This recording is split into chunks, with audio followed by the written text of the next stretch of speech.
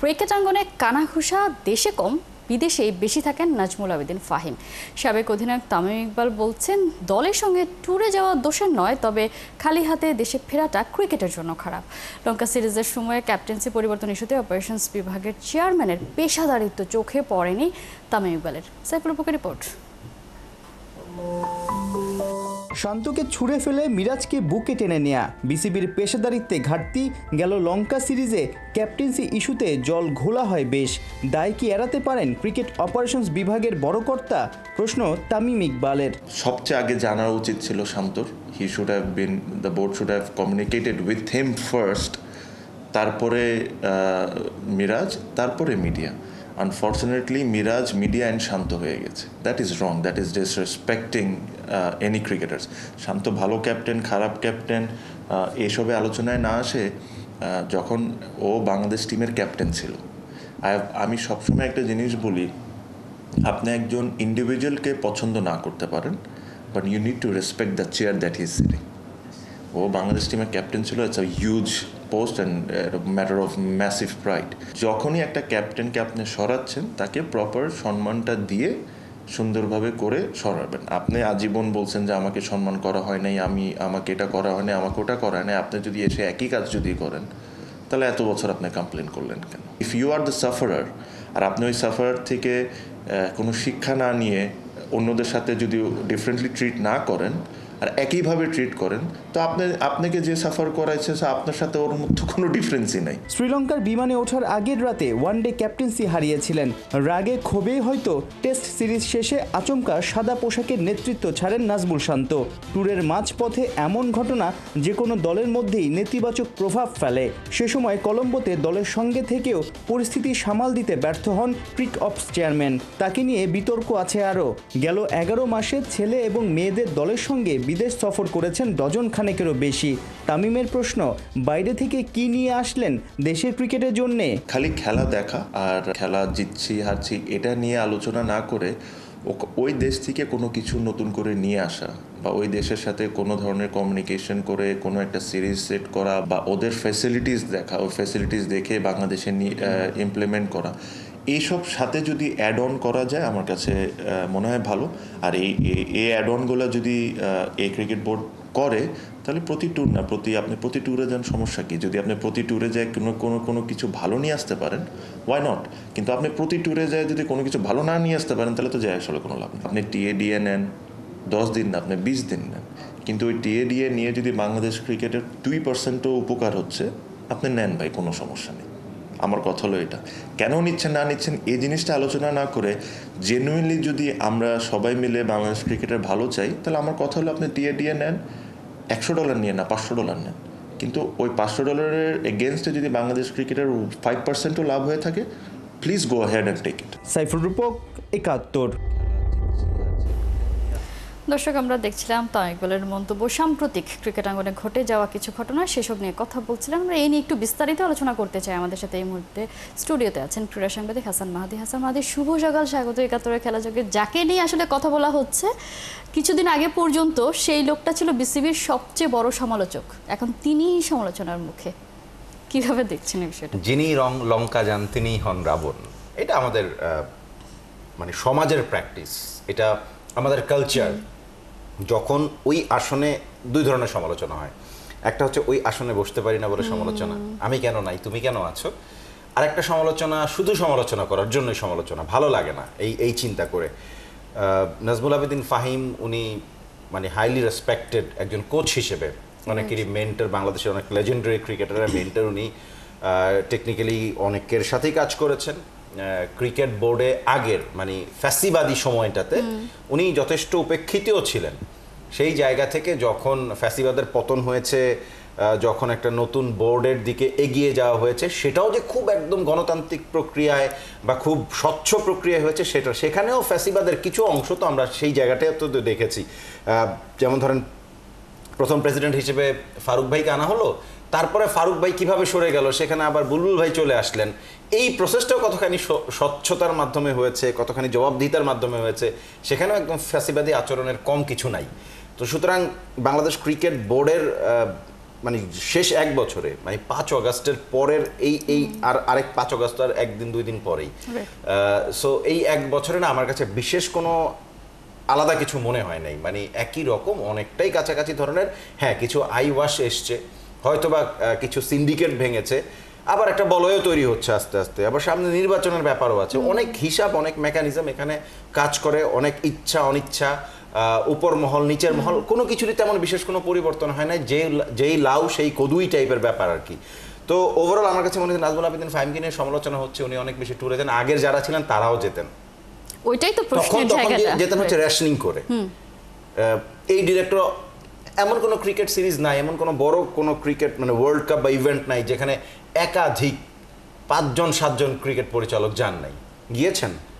এখন সেটা কিভাবে গিয়েছেন, অনেকে নিজের পয়সায় গিয়েছেন, অনেকে বাংলাদেশ ক্রিকেট বোর্ডের টিএডিএ নিয়ে গিয়েছেন। নাজমুল আবেদিন ফাহিম উনি যে আমরা তো বেশ মোটা অঙ্কের একটা খরচের খাত দেখেছি এই ট্যুর বাবদ, তো সেটা তো শুধুমাত্র ক্রিকেট মানে আপনার বোর্ড পরিচালকরাই কি সেই মানে খরচের খাতে ছিলেন, সেখানে গণমাধ্যম কর্মীরাও কিন্তু ছিলেন, সেই ধরনের লিস্টও আমরা দেখেছি। ব্যাপারটা এরকম না যে খালি তারাই একা, ভাগে যোগে মিলে মিশেই হয়েছে যা হয়েছে, মানে কোথায় ভাগ না দিলে বা কোথায় আমি এই একটু কন্ট্রিবিউট না করলে এটা নিয়ে আলোচনা সমালোচনা হতে পারে, সেই কাজও তো গেছে। সো সব কিছু মিলে আমার কাছে মনে হয় যে এটা একটা মানে আবারও বলি, এটা আমাদের কালচারের মধ্যে বা আমাদের মানে প্রাতিষ্ঠানিকভাবে জিনিসটা দাঁড়িয়ে গেছে যে কিছু জিনিস আছে একদম প্রাতিষ্ঠানিক, আপনি এখানে দিবেন না, এটা না দিলেই বরঞ্চ ঠিক নাই, এখানে দিতে হবে, এইটাই ঠিক।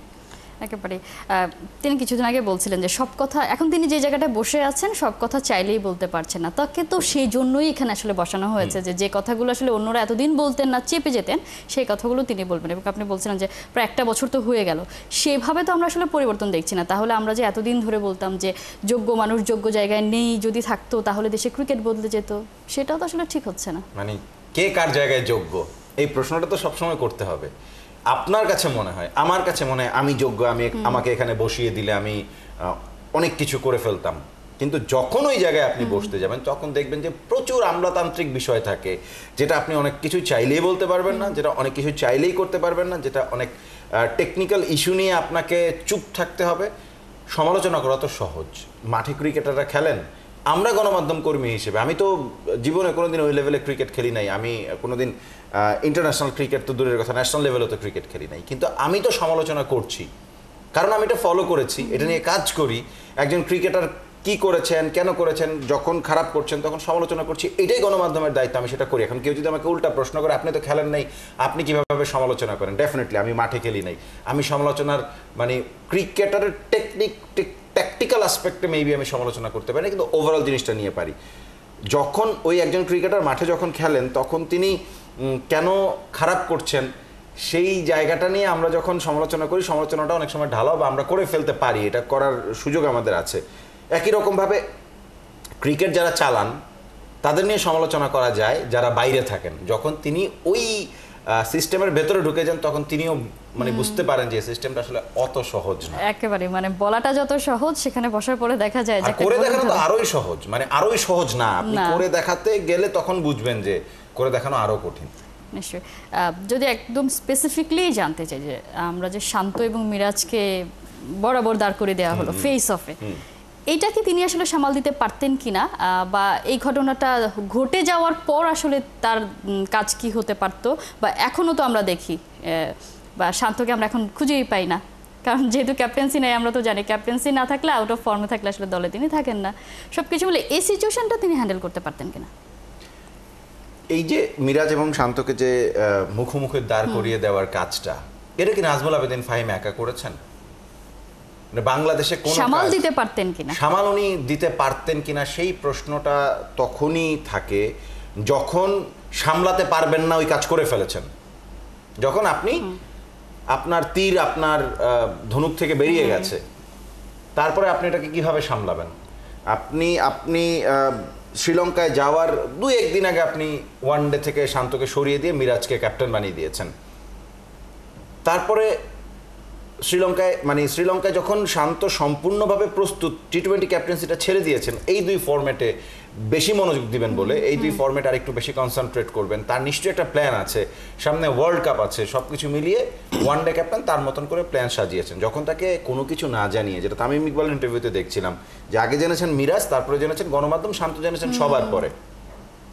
এবং এরকম একটা স্পেকুলেশন তো ছিলই যাওয়ার আগে যে মাঝপথে তিনি টেস্ট ক্যাপ্টেন্সি থেকে অবসর দিবেন, সেটাও তো গণমাধ্যম জানে, সেটাও তো আমরা জানি।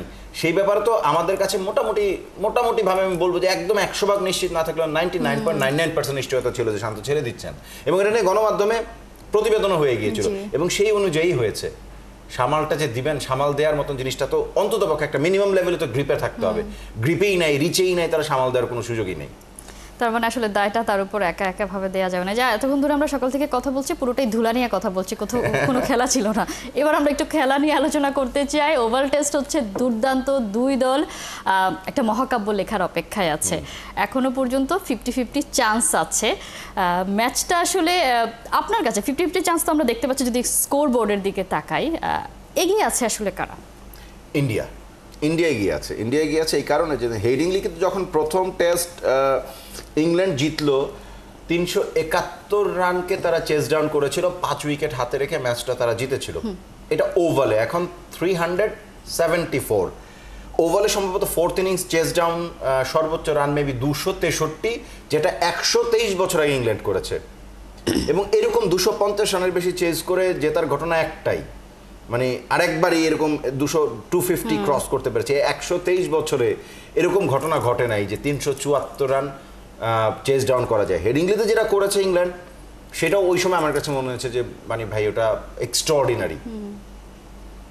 এই টেস্টে 374, এখন তো মাত্র 50 রান হয়েছে মনে হয়, একটা উইকেট গেছে, মানে ক্রৌলি আউট হয়ে গেছেন। এইটাই ইংল্যান্ডকে ব্যাকফুটে ফেলে দিয়েছে কিনা, কারণ দিনের জাস্ট 2টো ওভার বাকি ছিল, যদি সামাল দিতে পারতো তখন আসলে আজকে হয়তো 10টা উইকেট নিয়ে নামতে পারতো এবং অনেকটাই আপার হ্যান্ডে মেন্টালি। এই জায়গাটাও পিছিয়ে গেল।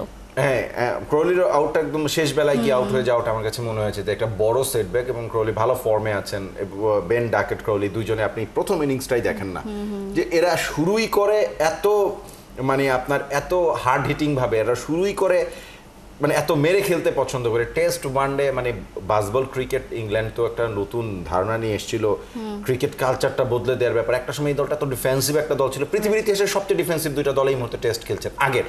আগের ডিফেন্সিভ, ইন্ডিয়াও খুব ডিফেন্সিভ ছিল, ইংল্যান্ড তো খুবই ডিফেন্সিভ। এখন এই দুইটা দলই খুব এগ্রেসিভ। আপনি ইয়াসাসবি জয়সওয়ালের ব্যাটিং দেখেন, শুভমান গিলের ব্যাটিং দেখেন, টপ নচ।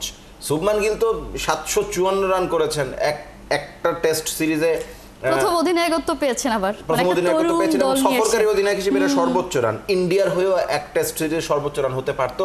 774 সুনীল গাভাস্কার 1971 সালে করেছিলেন, ওটা সুনীল গাভাস্কারের অভিষেক টেস্ট ছিলেন, 774 তিনি করেছিলেন। অল্প কয়টা রানের জন্য এটা তিনি করতে পারলেন না, মানে যদি 11 রানে প্রথম এবং সেকেন্ড ইনিংসে তো আসলে একটা তো মনে হয় 23, এটাতে মনে হয় 11, খুব ভালো শুভমান গিল করতে পারেন নাই। মেবি আরেকটা 4টা সেঞ্চুরি তো হয়ে গেছে, আরেকটা যদি করে ফেলতেন তাহলে তো সুনীল গাভাস্কারকে তিনি ছাড়িয়ে যেতেন। সুনীল গাভাস্কার ওটা ছিল অবশ্য 4 ম্যাচের টেস্ট সিরিজ, আর এটা 5। বাট তারপরেও মানে এই সময় এসে যখন টেস্ট ক্রিকেটটা একটু ডিফিকাল্ট, মানে আমরা যদি ভারতের ব্যাটিং লাইন আপ দেখি, কেউ আসলে ভেবেছিল কিনা যে এইভাবে তারা ইংল্যান্ডকে ফাইট দিবে তাদেরই ঘরের মাটিতে।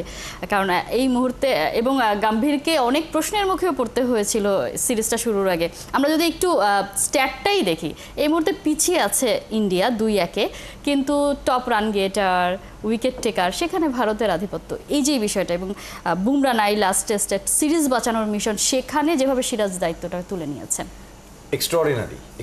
আমি বলি কি, ইন্ডিয়ান ক্রিকেট না মানে এত ওয়েল ব্যালেন্সড, এখন এত চমৎকার। আপনি ওদের টি-20 দল দেখেন, ওয়ার্ল্ডের টপ নচ 5টা প্লেয়ার পাবেন, বোলিং ব্যাটিং সব জায়গায়, ফিল্ডিংও ভালো। এখন একটা সময় তো ফিল্ডিং খুব ভালো ছিল না। আমরা যখন একদম মানে আমি আমার কৈশোরের খেলা যদি দিই, আমাদের ইন্ডিয়া মোহাম্মদ আজহারউদ্দিন ছাড়া আর অজয় জাদেজা ছাড়া অত ভালো ফিল্ডার দলে ছিল না। এখন ফিল্ডিং সাইডও খুবই দুর্দান্ত, ব্যাটিং তো ভালোই। একটা সময় পেস বোলিং নিয়ে খুব মানে কান্নাকাটি ছিল, ভেঙ্কটেশ প্রসাদ, আপনার জাভাগল শ্রীনাথের পরে আর তেমন কোনো, তাও তো প্রসাদ ওরকম অত বড় বোলারও না, জাভাগল শ্রীনাথ মেবি একা টেনেছেন, মানে পেসার তাদের ছিল না, তারা স্পিন উইকেটে খেলতো, সেটা আমরা দেখেছি। এরপরে তো তারা আসলে ড্রামাটিক একটা চেঞ্জ এসছে এবং সেটার রেজাল্ট আমরা ঘরে বাইরে সব জায়গায় দেখছি। ছোট্ট করে আরেকটা টপিক নিয়ে একটু কথা বলতেই চাই।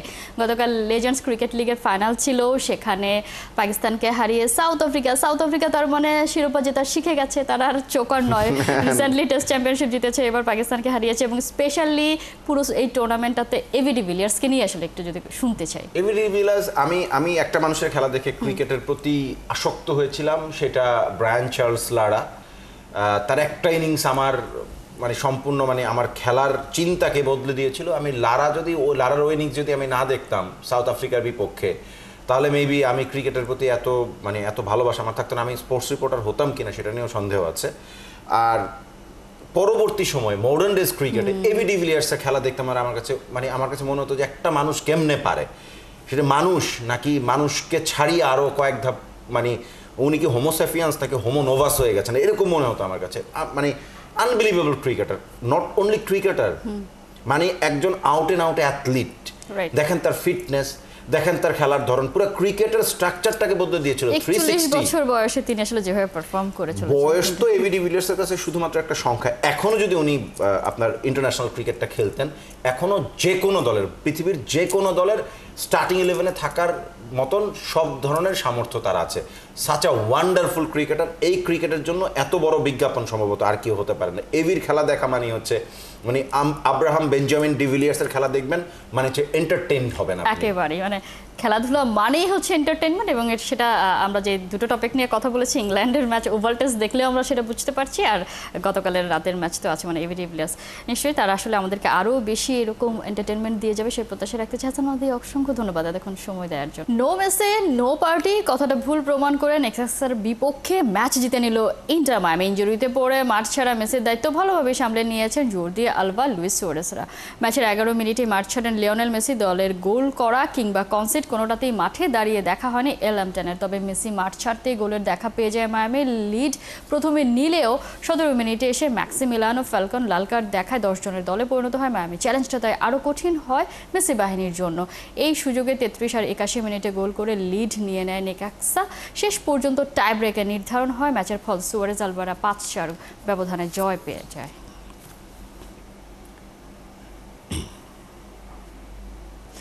মেজর লিগ সকারের জনপ্রিয়তা বাড়ানোর পেছনের কারিগর নিঃসন্দেহে লিওনেল মেসি। ইন্টার মায়ামিতে যোগ দেবার পর থেকে একের পর এক বিশ্বমানের ফুটবলার এসেছে এমএলএসে, তবে কতদিন ইন্টার মায়ামিতে আছেন মেসি? নতুন খবর, আরও 3 বছর থাকছেন ইন্টার মায়ামিতে।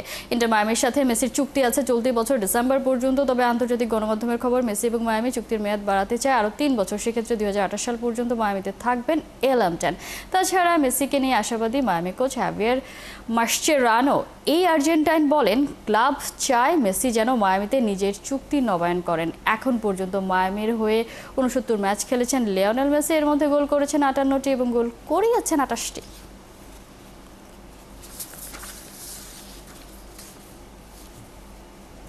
রং হারাচ্ছে মেজর সকার লিগ। প্রতি বছরই কমছে দর্শক সংখ্যা। মেসি সুয়ারেজের মতো তারকারা মাঠে থেকেও কাঙ্ক্ষিত দর্শক টানতে পারছে না আগের তুলনায়, তবে এতে চিন্তিত নন লিগটির কমিশনার। তিনি মনে করেন খুব শিগগিরই দর্শক বাড়বে। অবশ্য গেল বছরের সাথে তুলনা করলে এমএলএসের দর্শক উপস্থিতি কতটুকু কমেছে তার স্পষ্ট রেকর্ড পাওয়া যায়। মেসিদের লিগে দর্শক উপস্থিতি কমেছে 5.9% হারে, তবে এই দর্শক পতনের পরেও আমেরিকান এই লিগে গড়ে প্রতি ম্যাচে 21,338 জন খেলা দেখতে মাঠে যায়। মেজর সকার লিগের দর্শক সংখ্যা কমলেও বেড়েছে ন্যাশনাল উইমেন্স সকার লিগের দর্শক।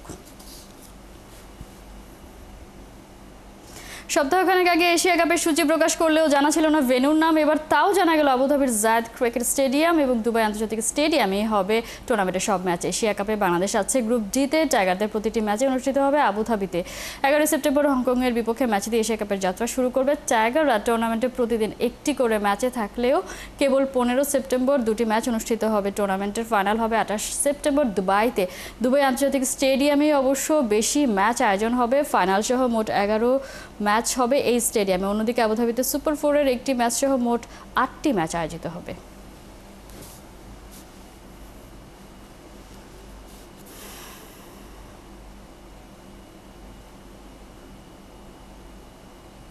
এই ছিল এখনকার খেলা যুগের সরাসরি সংবাদ অনুষ্ঠান। দেখতে থাকুন ৭১-এর ফেসবুক পেজ আর সাবস্ক্রাইব করুন ৭১ ইউটিউব চ্যানেল। ৭১-এর সাথেই থাকুন।